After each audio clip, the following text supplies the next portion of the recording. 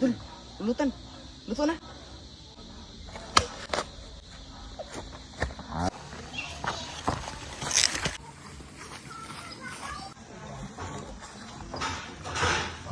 Dito nga pala ako ngayon sa San Ramon Farm mga lodi. Isa nga pala itong napakagandang private nature getaway and day trip destination. Pagpasok mo pa lang sa gate ay bubungad na kaagad sa'yo ang napakagandang ambience ng San Ramon mga lodi. Mega shoutout na nga rin pala sa aking kaibigan na nag-iisang asyendero ng San Ramon Farm, Miguel Heson, shoutout sa'yo. Maraming salamat nga pala sa pag-imbita mo. Dito ko na masusubukan yung mga bagong luto ko. Sa mga mahilig pala mag-outing o di kaya family bonding ay napaka-perfect ng lugar na to para mag-relax. At sa mga gustong mag-overnight ay available yung mga rent house nila. Meron silang 4 rooms na available. Meron nga rin pala sila ditong palaruan para sa mga bata. At merong napakalapad na parking space. Ang makikita nyo palang malaking bahay sa gitna ay ang mansyon ng San Ramon. Sa mga mahilig pala ng bonfire ay meron dito sila sa tabi ng pool. Ang kagandahan sa lugar na to ay sariwang hangin at malamig ang kapaligiran dahil sa malalaking punong nakatanim. Mega shoutout na rin sa ating mga solidong tropa kay Coach Lionel. Sila nga muna yung nauna dito sa kusina. Pagkatapos nila ay ako naman ang susunod na bibira. From Iloilo nga pala yung iba naming kasama. Shoutout sa kanila. Pagdating sa mga ganitong banding at kasiyahan, hindi mawawala ang mga pampulutan, liempo at daing na bangus ang sagot dyan. Mega shoutout nga pala sa mga bagong kaibigan. Iloilo pa ang kanilang pinanggalingan. Para nga pala sa ibang detalye at kaalaman ay pwede kayong mag-enquiry sa Facebook page nila. Walang iba kundi ang San Ramon Farm. At sa mga gustong mag-walk-in ay located ito sa HDA San Ramon, Barangay Ginbalaon, Silay City, Negros Occidental. 10 minutes away nga lang pala ito from Silay Airport kaya napakalapit lang. Ako na nga pala ang susunod na bibira dito sa kusina. Pagdating sa isdang hito, kailangan marunong ka kung paano kunin yung kanyang lansa. Makikita lang to sa ibaba ng kanyang panga. Hiwaan mo lang ng bahagya at makikita mo na kaagad yung pinakamalansang parte niya. Shoutout na nga rin pala kay Raymond Martinez, nabili ko tong mga hito sa kanya. Sa halagang 1,000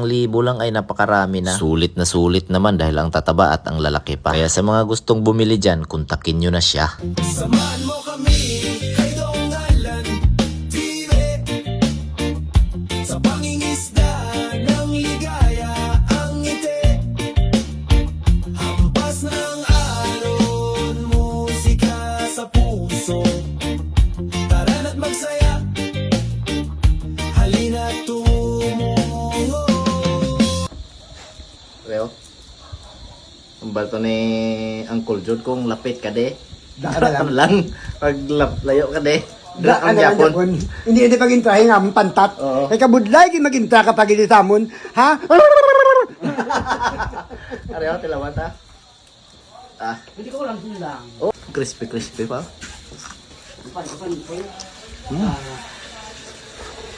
Tapos handmade, no? Handmade.